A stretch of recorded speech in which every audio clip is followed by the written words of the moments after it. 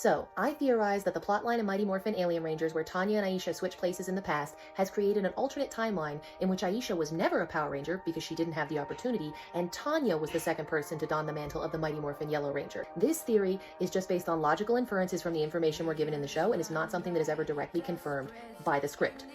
What you're saying here is also based on logical inferences and makes sense with what we see in the show. So, I did a little bit of further digging. The problem with theorizing about Power Rangers is you're never going to have the vindication of being proven absolutely correct, because the writers of Mighty Morphin were just vibing and having fun. They weren't considering plot holes or the fact that the show was going to go for 30 years. So anytime you think that you have something about the Power Rangers universe figured out, there's always going to be at least one problem with it. I mean, just look at Zordon. I need you. This was no time to take a vacation. Calm yourself, Alpha. I am here. Thank goodness. I am aware of the situation, Alpha. I have been monitoring it from my private chamber. Just another layer in the onion of Zordon physics. So he can just kind of like spoo out and be like, I'm going to my private study. I'll be back.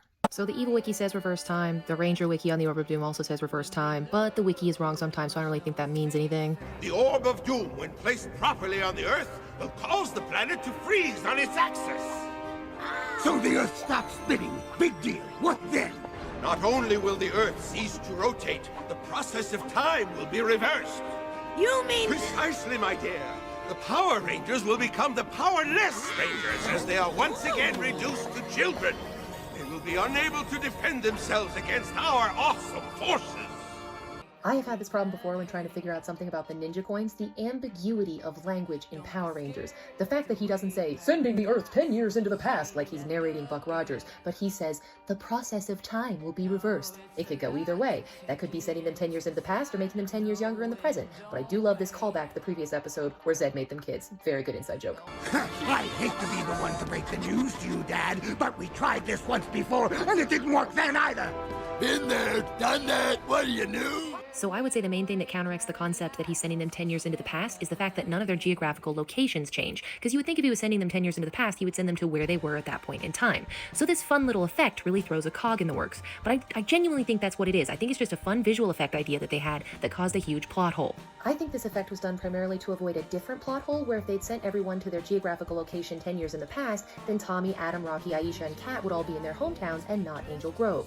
But now that I'm thinking about it, I would have absolutely loved a quirky, ridiculous, suspend your disbelief little montage at the beginning of Alien Rangers where, like, Rocky's riding the bus, Kat's getting on an airplane, they all gotta get back to Angel Grove, and I'm kind of sad that that didn't happen. But I still could go either way, your theory, my theory. Nothing is really lending itself to either until I watch this scene. Are you sure this is the right way, Billy? I hope so. It's hard to remember so many years back. Everything looks so different.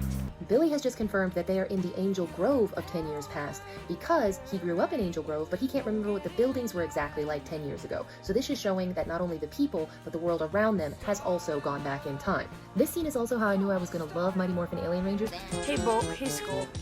Well, if it isn't little Billy, the Geekazoid. Yeah, what's this, the chess club? Come on, Skull, you remember us. Why should we know you? We don't hang out with dweebs. They don't remember us.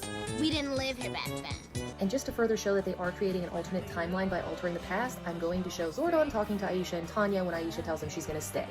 I have to stay here. With my knowledge of animals and my experience as a Power Ranger, I know I can help find a cure for this plague. Aisha, your decision to remain has altered the course of your family's history, and you will find that they have joined you when the world is returned to the future. Yes, I knew I was making the right choice.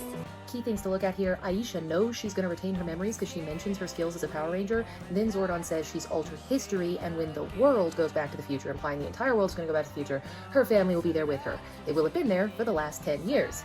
Also, to answer this concern, we're just going to go back to the scene with young Billy. We didn't live here back then. Then why do we remember? Our minds have retained everything from the point of the Earth's reversal. I believe it's due to the power coins. Power coins? What's that, some stupid club or something? The Rangers' memories are protected by their power coins. The inference there is that they're protected by their link to the Morphin grid, because even after the coins are destroyed, the Rangers retain their memories. And Aisha, going 10 years into the future as a civilian, still retains her memories as a Power Ranger. Also, interesting side note, the Orb of Doom is only affecting Earth because Time on Aquitar is the same. The Aquitarians come to Earth at their adult age, and they stay that way even when the Zeo Crystal fixes time, and they retain all of their memories. So, Kimberly, being out in the world, having once been in touch with the Morphin Grid, and being under its protection, once a Ranger, always a Ranger, would still have her memories of the alternate timeline in which she was friends with Aisha. Also, I think all Rangers would remember that Aisha was at one point a Power Ranger. And to explain that concept a little further, here's the Master himself in one of his most recent videos. Here, Archimist warning, it does have a little bit of a spoiler for Power Rangers Once and Always. In the lost episode of Dino Thunder, the Morphin Grid appears to Ethan and Kira, and they put their memories into the grid. There's also been a long-running theory that when someone uses a morpher, the Morphin Grid instills a knowledge into them. Base fighting skills, how to operate a Megazord, how to use advanced technologies, that type of thing. And all of this is confirmed when Min's powers activate and she sees the memories of her mother. So I thought it was a really cool thing to see.